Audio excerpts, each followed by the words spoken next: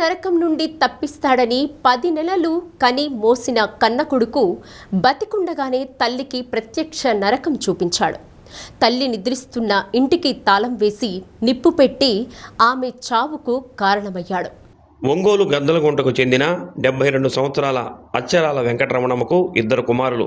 పెద్ద కుమారుడు కిషోర్ తల్లితోనే ఉంటూ మాంసం దుకాణం నిర్వహిస్తున్నాడు. చిన్న కుమారుడు చెన్నైలో ఉద్యోగం చేస్తున్నాడు.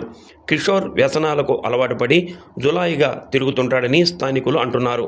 దానికి తోడు కొద్దిగా మతి స్థిమితం కూడా ఉండదని చెప్పారు. అయితే ఈరోజు ఉదయం తల్లి వెంకటరమణ ఇంట్లో నిద్రిస్తుండగా ఇంటికి తాళం వేసి నిప్పు పెట్టాడు. గమనించిన స్థానికులు ఏమి జరిగిందని అడగడంతో పొంతన లేని సమాధానం చెబుతూ అక్కడి నుంచి పరారయ్యాడు. సమాచారం అందుకున్న పోలీసులు అగ్నిమాపక సిబ్బంది గద్దలగుంటకు చేరుకొని మంటలను ఆర్పివేశారు. ఇంట్లోకి వెళ్లి పరిశీలించగా తల్లి వెంకటరమణమ్మ మంటల్లో కాలి బూడిదైంది. 1 టౌన్ సిఐ నాగరాజు ఘటనా స్థలాన్ని పరిశీలించి మీడియాతో మాట్లాడారు. పూర్తి వివరాలతో సమగ్రంగా దర్యాప్తు చేసి నిందితుడిని అరెస్టు చేస్తామని అన్నారు.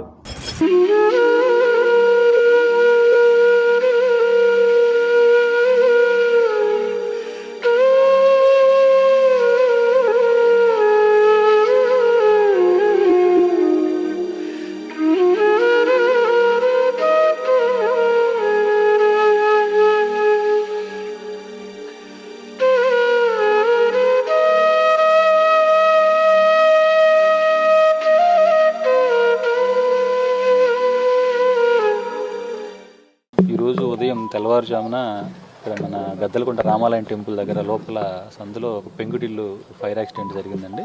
ఫైర్ డిపార్ట్మెంట్ వాళ్ళకి ఇంటిమేట్ చేశాము. ఫైర్ డిపార్ట్మెంట్ వాళ్ళు వచ్చేసి ఆ మంటల్ని ఆపడం జరిగింది. ఒక పెద్ద ఆవిడ నిద్రించుతూ ఉన్నారు. ఆవిడ అట్లనే ఆ ఫైర్ యాక్సిడెంట్లో ఆవిడ కాలిపోయి చనిపోవడం జరిగింది. ఆవిడ కొడుకు పేరు కిషోరు ప్లస్ ఈవిడ ఇద్దరు ఉంటా ఉన్నారు. కిషోర్ అనే అబ్బాయి పెద్ద అబ్బాయి ఈమెతో కలిసి ఉంటాడు. ఇంట్లోనే ఉంటుందండి. పెద్ద కొడుకు వచ్చేసి కొడుకు కూడా చదువుకున్న పిల్లాడే. అయితే ఇక్కడ చుట్టుపక్కల విచారించి తెలిసింది ఏమంటే కొంచెం రోజు ఆవిడతో గొడవ పడుతూ ఉంటాడని చెప్పి తెలిసింది. కొంచెం డ్రంకన్ పర్సన్, కొంచెం మెంటల్గా కూడా దీనిగా ఉన్నాడని చెప్పి చెప్తా ఉన్నారు. చుట్టుపక్కల వాళ్ళు చెప్పేది ఏమంటే అతను ఏమైనా చేసి ఉండొచ్చు అన్నది చెప్తా ఉన్నారండి. సస్పెక్ట్గా చెప్తా ఉన్నారు. అది ఒకసారి విచారించి వెరిఫై చేయాల్సింది. పెద్దావిడ ఎవరైతే ఈ రమణమ్మ ఉన్నారో ఆ రమణమ్మ అనే ఆవిడ ఈ మంటలో కాలిపోయి చనిపోవడం జరిగింది. ఆవిడ బయట పంచలో మంచం వేసుకుని పడుకున్నారు. నవారు మంచం మీద పడుకుని ఉన్నారు. ఆ ఆవిడ పడుకున్నట్లు కాలి చనిపోయిందండి. ఆ పట్టడంతో ఇన్కేస్ ఆవిడ ఏదైనా లేచి రావాలన్నా కానీ అప్పటికే పూర్తిగా కాలిపోయినట్టున్నది. చూస్తే అక్కడ సీన్ చూసినట్లయితే వీళ్ళు వచ్చేసి గతంలో సింగరాయకొండలో ఉండేవాళ్ళటండి. ఇక్కడికి వచ్చేసి ఒక 1 year అవుతా ఉందట. 1 year నుంచి ఇక్కడ ఈ రెంటెడ్ హౌస్లో నివాసం ఉంటా ఉన్నారు.